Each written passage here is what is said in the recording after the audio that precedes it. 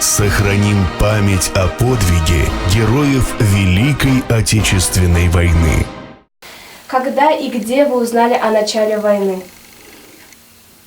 В 1941 году, 21, кажется, июня, началась война. Был Сабантуй. Я вот там, мы ребята же молодые, пошли на Сабантуй. Вот тогда объявили уже, этот Сабантуй кончилось, как говорится, всех разогнали. Вот так вот в 1943 году, в 1941 году узнал летом. В каких войсках служили? Я артиллерист. В артиллерийских войсках служил. Когда вступили в первый бой?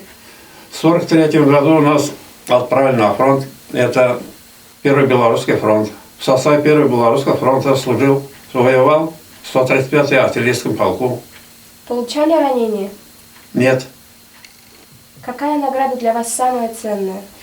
Ну, они, конечно, все награды ценные. Медаль за отвагу, это за освобождение Варшавы получил. У меня такие. Медаль за этот, за взятие Берлина. Самое страшное воспоминание о войне? Самое страшное, когда уже это, в 1945 году, 20 апреля, начался штурм Берлина. Вот тогда очень это, страшно было.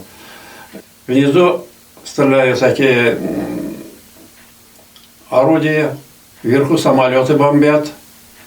Враг тоже этот проснулся, враг тоже таким этим начал это.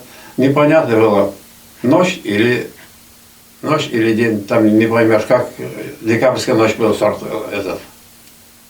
Вот такие вот. Страшно. Самое яркое воспоминание о войне?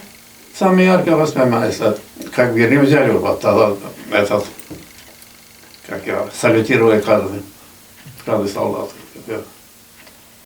Сохраним память о подвиге героев Великой Отечественной войны.